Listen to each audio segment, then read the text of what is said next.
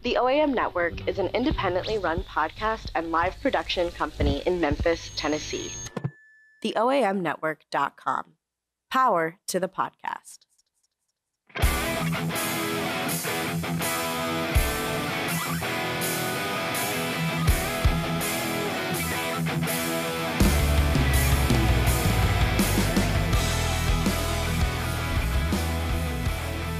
All right, good morning, everybody. My name is Dean Harris. Welcome to the Crestcore Real Estate Hour. I am your host of this podcast radio show. Appreciate you guys tuning in. If you want to email me directly, you can email me at dean@crestcore.com. If any questions about today's show, you can go to our brokerage website, www.crestcorerealty.com, where you will find the investments of the week along with all of our other current listings, and you have the ability to make offers online with zero hassle. Sometimes investors don't want to speak to me, don't want to talk to our team. That's completely fine. You go to crestcorerealty.com. You can make offers on any of our listings. Be sure to check out the Crestcore Real Estate Hour on your favorite podcast platform, including iTunes, Spotify, Google Podcasts, Stitcher, iHeartRadio, and Pandora. And the Crestcore Real Estate Hour, guys, this is a podcast that focuses on investing in Memphis, Tennessee, West Tennessee. Each week I'll have a guest on either from Crestcore or from our marketplace that will help you be a better investor, get you more informed. And today I'm happy to have Jim Johnson. He's the director of operations for our maintenance department at Crestcore. Jim, before we get started, what is your email address? So if anyone has any questions, they can get in touch with you. My email address is jimjohnson, JIM.JOHNSON at CityLight. That is singular, CITYLIGHTCS.com. That's awesome. Jim, we're going to dive in today. A lot of my investors, they come to me and they've got a wide range of questions and a wide range of issues that as reasons why they, either wouldn't or would buy property through me. A lot of it is, how can you help me take care of the property? So today we're going to dive into maintenance a little bit. First, if you will, tell me a little bit about you, some of your background. That way some of our investors, they call in, they speak to you, they can have that head start on you already. Sure. So most of my background is management, and I spent 20 years in the retail industry before I came over to Crestcore. Mm-hmm.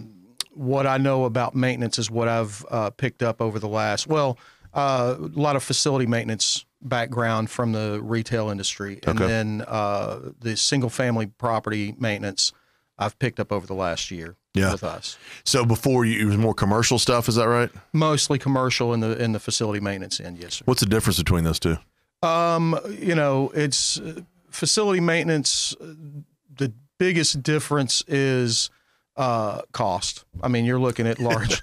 you got to replace a roof. The roof is going to cost you a lot more on a large piece of commercial property than it is anything else. But plumbing is plumbing. Carpentry is carpentry, probably more red tape from where the nice thing about Crestcore is that on the maintenance side, we deal directly with representatives or the owners themselves. Yeah. And we can get a much quicker answer on what we're approval on work and then get that work done. Yeah. I might wait in the facility maintenance end weeks or months getting something approved and completed, where on our end now it could be a couple of days and we've got the work complete. Yeah. Tell me how you landed at Crestcore. How'd you find us, or how'd we find you? Well, I found you from a good friend of mine that I've known for 20 plus years that is the IT specialist with the company. Okay. And he reached out to me and said, man, there's a culture over here that's I think that you would really like. And I was like, I have no background in maintenance outside of what we learned in retail. So I'll talk to them, but surely they don't want to talk to me. And as it turns out, management is management. And I had a couple of good meetings with individuals in HR and the operations manager, and the rest is history. It's great to be here. I really, really have enjoyed my experience so far with Crestcore. We as in the brokerage department, myself, my team are extremely reliant on you guys. Our experience has been really good. It's good to have. A lot of my investors ask me about outside vendors and different contractors and things.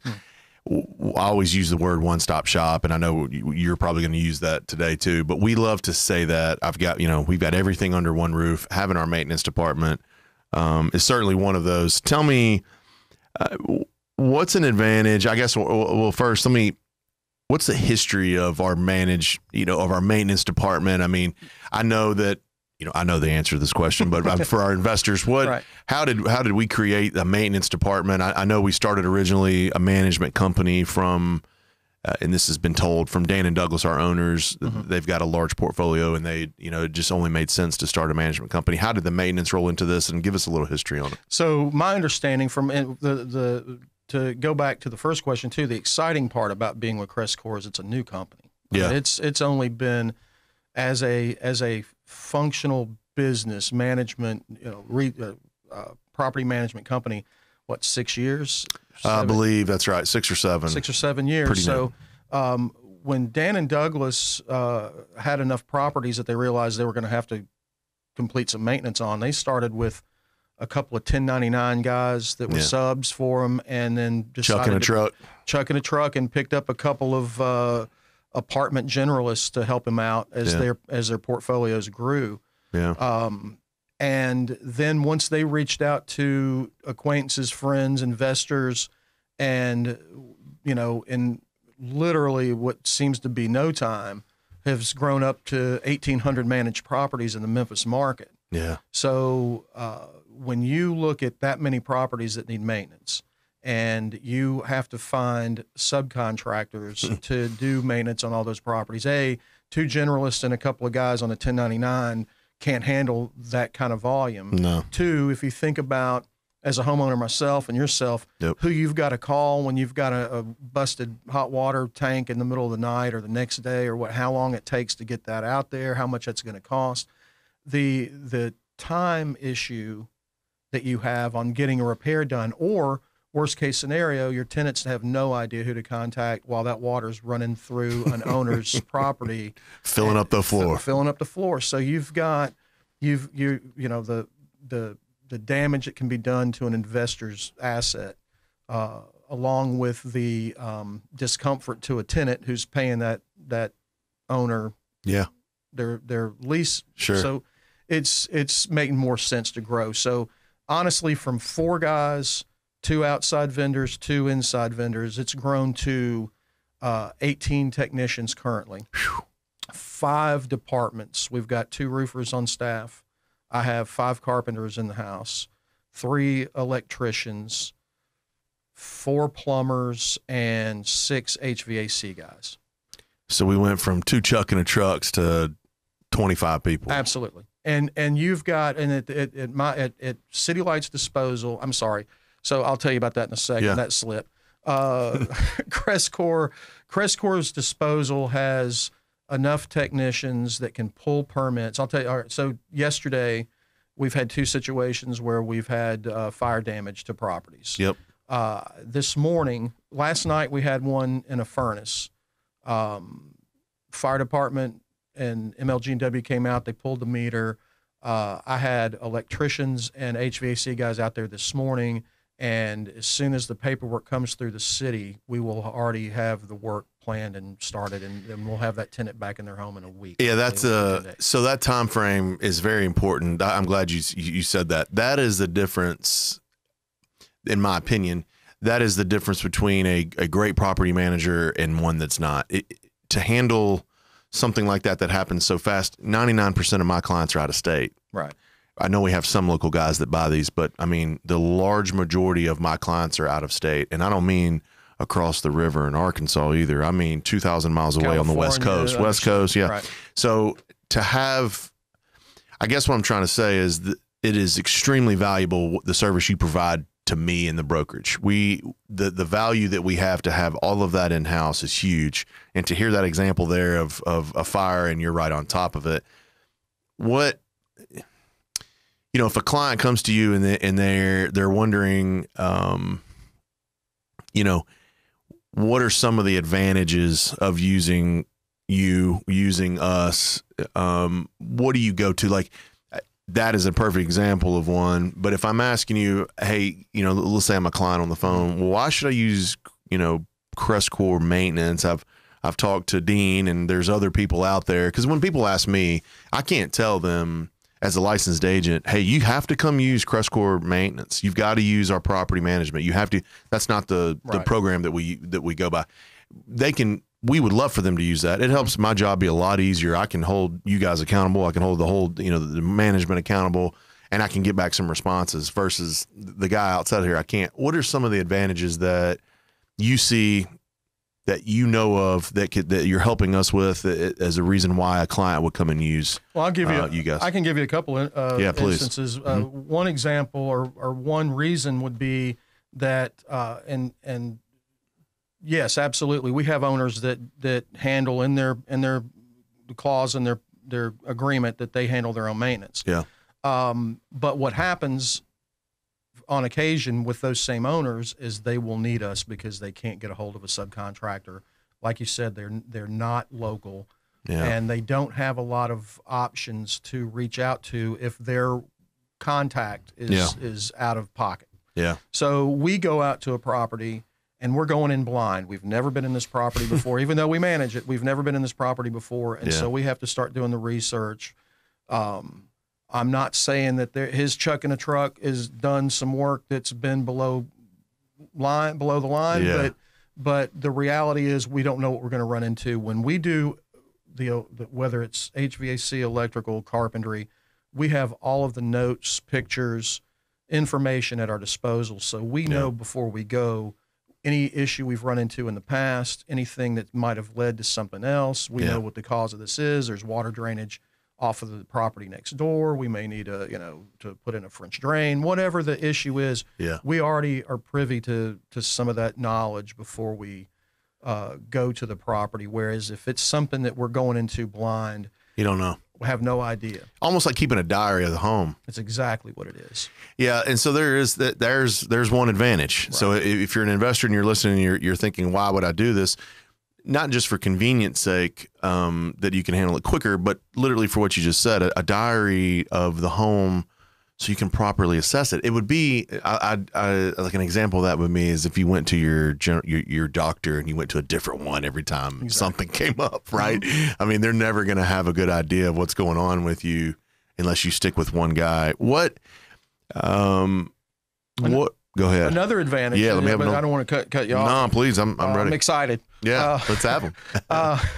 The other advantage is that when I have in-house technicians, we have them on a specific pay rate, and we have supply houses that we have relationships with. Yep. So we're buying material at cost, and we are marking that material up at a limited amount just to cover anything that we're going to get, fuel cost, what have you. Yeah. And we're going to save the owner.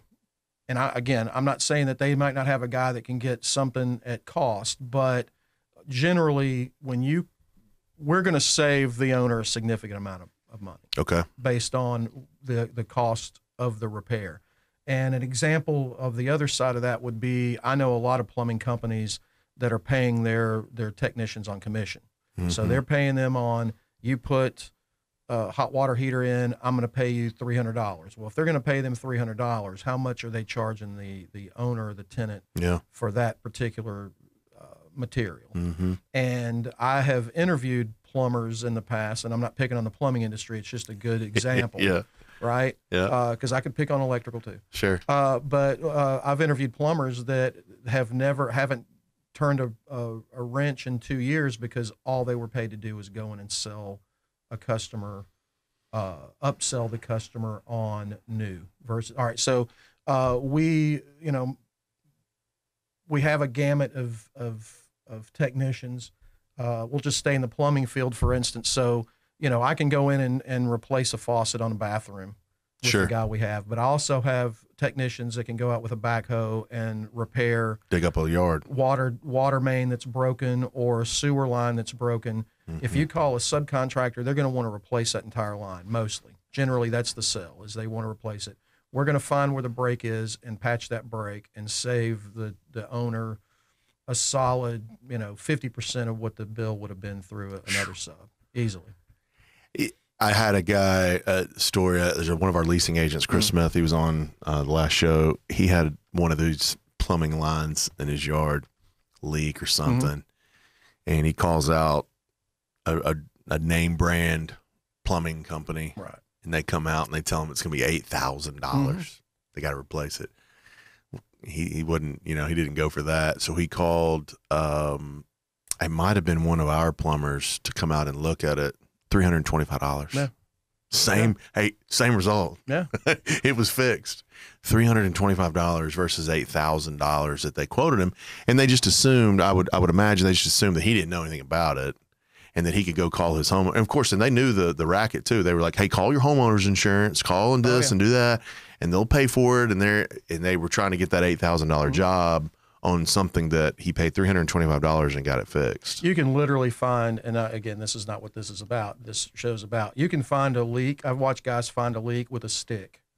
They can poke around and prod around in your yard until they find the leak with a stick. They don't have to dig everything up. They don't have to run a $800. Well, because it's soft. I mean, the ground's soft. I mean, you can figure out. Bubbling crude, right? The old. Oh, Jed became a millionaire. Right. Didn't he? It's the same thing. Water bubble. It's going to find its way to the surface. Tell me what size of project is too big or too small? Is there anything that you do or don't do? No. I mean, I can repair a GFI, which is just an outlet, electrical outlet in the wall. Send a guy out to do that for an hour's worth of labor or whatever, and material all being one cost. Versus we've been working on a rehab with an apartment fire on one of our owners' properties. And we did everything from, we had to pull permits for the electrical, run the panels. We ran all the plumbing. Basically, it was a rebuild. It was from the foundation up. Carpentry, everything. That was going to be my next question. Like if we go into a home and we find nothing but studs, we can absolutely do that work. And then is fixing a leaky faucet all the way down to that. Same thing. And I have certain guys that are better at one thing than the other, and we are able to discern who to send out on a specific project. And again, that's all based on photographic evidence and notes that we obtain. So one of the bigger questions that I get all the time is pricing. Right. I'm constantly asked, is that a good price? Is this a good, not from you guys, from anything. Sure. They'll come in and they'll say, hey, Dean, I was quoted X amount of dollars to fix this. Is that a good price? And my first response is, well, I'm a real estate agent. I'm definitely not a contractor. So I defer to you guys. I do know the difference between chucking a truck, right? So chucking a truck is not licensed, bonded, and insured. They're literally named Chuck and they show up in a truck and they got all their tools in the back and they're going to fix whatever. And then you have your licensed, bonded, and insured places. Tell me some of the obvious, go ahead and state them, but state some of the obvious differences. How do we compare with there? Where do we fall in line with there? And just talk about that for a few minutes. So, the upside is we have a building, we have an actual address that you can contact us. And it turns out it's right behind Crestcore. Yeah. So I will say this too. I mentioned I let City Light slip. So City Light was a maintenance company that spun off of Crestcore when we grew so big. Yep. And we were doing subcontract work for other PMCs along with private business. PMCs are property management companies. I apologize. You're all right. You're good. Talking the inside language. Yeah, that's right. Anyway, that's where it spun off at, where City Light came from. So when I said City Light earlier, it might have confused a few people that are regular listeners. That being said, we do have a building. We have an address. Yeah. We are licensed and bonded, and we sorry. That's right. And we guarantee our work. We have warranty on all our work. And if there's an issue with work that we've done, then you can absolutely know where to contact us, and we come back out at no charge to follow up on that. That is the top. That's another great example of why you would want to use somebody that has a storefront. Per se. Again, we'll go back to the pricing. we're gonna purchase at cost, and we're gonna mark it up minimally to cover that, in addition to make a little profit, because that's why anybody's in business. Yeah, sure. But we are not going to. I mean, we provide receipts if that's necessary to owners. I mean, I can sit here and tell you, hey, we're a very honest company, and nobody, you have to use us to understand that. Sure. I mean, that's the only thing I can tell you. Yeah. But we stand behind our work, and you know where to find us if something were to go south. And inevitably it does. Oh yeah, we're not perfect. No. And we have my HVAC guys will tell you there's some monsters out there. You get into a tight crawl space, something that we have a lot of older properties that we manage, and they initially were not serviced with central heat and air. Most of my rentals don't have central heat and air. Exactly, right? Mm-hmm. And so as that gets installed, it gets installed in a property that wasn't designed for that. Yep. You have to build around it, and you can work on those things 3 or 4 times before you get it right. It's just like your backyard mechanic guy, man. I got this extra piece left. I don't know what to do. And on that, I've got a home that I guess we're veering off, but I've got a home that you can't get the heat right in these things. Right. Floor furnaces, wall furnace, whatever it is, window units. It's hard to get them finely tuned.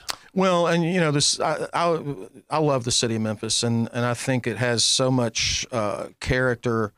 And part of the character is, depending on the neighborhoods you go in, especially where we're broadcasting from now, you've got properties, the amazing architecture, but that architecture was designed to have a floor furnace only, or that architecture was designed to have the heat source as a chimney, maybe a fireplace. I mean, that's just the way 170-year-old properties are. Yeah. And we all, anybody that's lived in Memphis or New Orleans or St. Louis or Houston know this is not a great place to survive without central heat and air, man. Guys like you and me don't survive well. No, I melt. Right? Yeah, and I definitely do. So we want that for our tenants. It's an upside for getting a lease signed. Yeah. Right.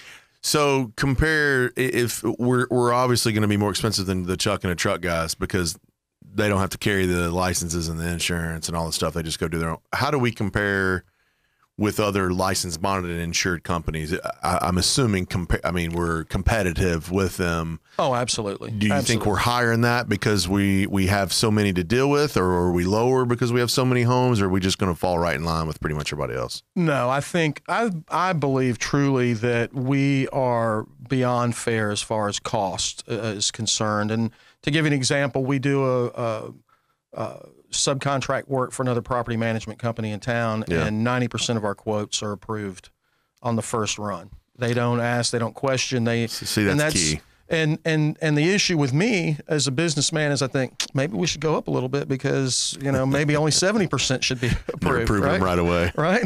They're approving them too fast. That clearly we're not getting enough out. But to be fair, we are making a profit on that revenue, and we're giving a quality product. And if they're consistently coming back to us, then it's a customer for life. Can we pull permits? We do jobs that require permits and all that. Electrical, mechanical. We do gas inspections. I just had a plumber at 2 properties today that passed a final on some plumbing work. Okay. So those 2 are ready to be leased. They'll be on the market soon. You touched on this, I think, at the very beginning, but tell me about the size of your team. I know I think we manage 3,500 total everywhere. Absolutely. So I didn't cover. I strictly was discussing the Memphis market, but we have 4 technicians in Jackson, and I believe there's 700 properties in the Jackson market. Yep. And recently we've in the last year purchased a company in Dyersburg, so we have another 7 technicians up there with maybe another 700 properties. There's 700 up there. Okay. Yeah. So I actually just got off the phone with the manager of the Jackson location, and we're putting a roof on over there. She was waiting on a quote for there. So yeah, we do, and we cross over too. If there's some work that they can't do in that market, then we send technicians there. It's an hour away. So we've for the listeners, and you've heard Dan and I have been on, as Dan's been on here before, obviously, and we've talked about Jackson and we've talked about Dyersburg. I own 2 in Dyersburg. I don't own any in Jackson just yet, but the same coverage, correct? We don't have any different. There's no drop off or letdown in coverage, time, ability in any of those markets. Absolutely. The Dyersburg properties are managed by a team that are very well qualified. Not to say Jackson's not. They just have a bigger team. They have 7-8 guys, and they cover almost everything. And if they don't, they've got a contact that can be out just like we would, same day, next day. Jackson is more of a limited team. There's 3 that are full time, but because we are so close and have 18, we can get out there and handle. And we actually, again, the fire thing. We had a fire right after I started with the company and sent electrical over there to get everything buttoned up and get the permits pulled, what have you. So if a client if they're property managed by Crestcore, how do they come in contact with you? How does, I mean, again, this is another one of those, I know the answer to the question, but set up the process of, okay, I'm managing with Crestcore. My tenant calls in a maintenance request. How does that entire process go from getting you guys out there? Because one of the biggest things is that, if I'm in California and I'm an investor and I own here, I can't fool with trying to set all this up. Talk a little bit about how some of that is set up from the time a maintenance call comes in to what is the process to where it's completed. Right. So first of all, we'll talk about, I mentioned some outside work we do. Our priority is our inside clientele, our owners, Crestcore property management. That is our priority. It is seamless for the owner. Once the tenant contacts Crestcore, the property management side, they start the process on opening a ticket or work order to get to the maintenance side, and we handle it from there. And from there, we communicate with the property management side on what's going on, what the cost is going to be. If it's an exorbitant amount, if it's a larger quote than, say, if it's more than $500, let's say, they're going to get an owner approval. And as soon as we receive that approval, we're on the job. So again, the only owner contact is if we need an approval for a large job. Outside of that, he never really hears from us until the job is done. So tenant calls in a maintenance request. Property management sends that to you first or to the owner? They will send it to us first because we need to assess the situation. Is it a large job? It is a small job. If it's small enough, we'll do the work while we're there, and then there will be no other than an invoice to the owner or to the property management. Because if it falls under $500, we just do it. We just do it. Yeah. Anything over $500 requires approval from the homeowner. Absolutely. Only because we want to be fair to them, and they need to be notified, hey, there's going to be a large bill coming. Yeah. But when we send that information, we send a written quote with notes and pictures to show the damage of whatever it is, whether it's a hot water heater or electrical panel or what HVAC condenser out in the backyard, whatever the damage is or whatever couldn't be repaired. And we do attempt to repair before we replace. We're not just go in and replace the problem. We try to repair it and keep the costs down. Another benefit to an owner. As an owner myself, I would rather see a little bit larger price because I feel like, so with me, if I have a roof that's leaking, I might patch it once. If I get another one, let's just replace it. I mean, I'm bigger on that. Talk about for just a second. Are you ever on the phone with a client? Do you ever jump on the phone yourself? It doesn't happen often. Sometimes there's questions about a quote, and they would like to speak with the specific trade supervisor that approved the quote or wrote the quote. And we have no problem with that. We're very transparent on that type of thing. But we are sort of a boutique maintenance department in the fact that we understand our owners, and some owners are like yourself that they understand, hey, if I spend a little money now, I'm not going to get more roof calls over and over and over. And then I have some owners that want to get every mile out of that roof. I understand it's an investment, and so that's our job to manage. We manage the same way you manage on your side, and so we're going to go out there and give it everything we got to keep keep it water resistant. So this is not on our notes, but it's a good question that I get a lot. A lot of people ask me this same question. What does an ideal client look like for you? I mean, I get that when I tell you get that a lot. I get that really several times a week. If I'm talking to new investors, and they're smart to ask me that, right? Because what they're trying to do is get in front of me, get at the top of my list to send them houses to. What does an ideal client look like for Crestcore maintenance department? For the maintenance department, the ideal client is, and I understand you have to earn this, but the ideal client is a trusting client that believes that we're in it for his best interest, his or her best interest, and that will not question and push back on quotes on a regular basis. That we send you, if I'm offering you this number, it's only because, or if we have to spend $2,500 to put a condenser or a furnace and coil in, it's because we've exhausted all other options. And I'm not looking to, understand too, we're going to make a small percentage on that as profit, but most of that is going into the material cost itself and labor. So it's not like I'm making a lot of money on that as well. Yeah. It is simply the fact this is what it's going to take to keep your tenants happy so that they continue to pay the rent. Yeah. And that the ideal client would be the one that trusts that I have their best interest at heart. Yeah, and you said it right first. You got to earn that. I've got to earn it. Oh, absolutely. Because our clients are out of, not even if they were all local, we'd still have to earn it. Sure. But the fact that they're thousands of miles away typically really puts a lot of stress on that. We've dealt with plenty of examples in our lifetime where we have been taken advantage of from one way or another. Yeah, right? for Again, sure. Everybody not has. about maintenance or anything else, just in general. And when that happens, you're not going to trust. And once you've lost trust, it takes a lot to earn that back. And so that's what we do every day is we try to go out there and show, we're very fortunate that we have two owners in house that we manage about 800 of those properties for, and they see daily that we're in it for, with their best interest in mind. We, I get, like I said, I get that a lot. And so I understand it completely. And I believe, the clients there or the investors that are listening, they've heard me say that.